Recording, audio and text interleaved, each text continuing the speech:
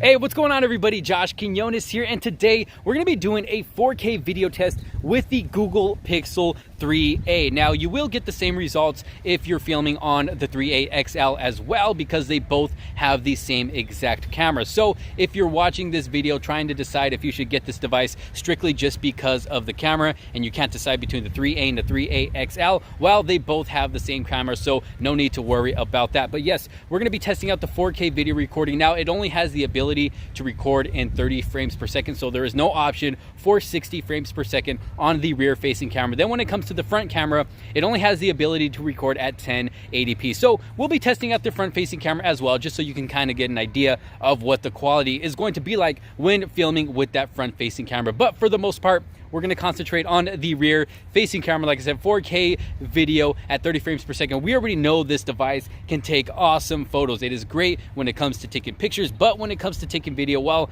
we're just going to have to test that out. So let's get started. All right, so here we are with the front facing camera. Let me know what you think about the overall quality of the video, how it's picking up me, myself, and then also the background. Let me also know what you think about the sound quality, how the mics are picking up my voice. There is a little bit of wind in the background, so let me know if it's picking up any of that as well. Let's go ahead and check out stabilization. Let me jog around here a little bit.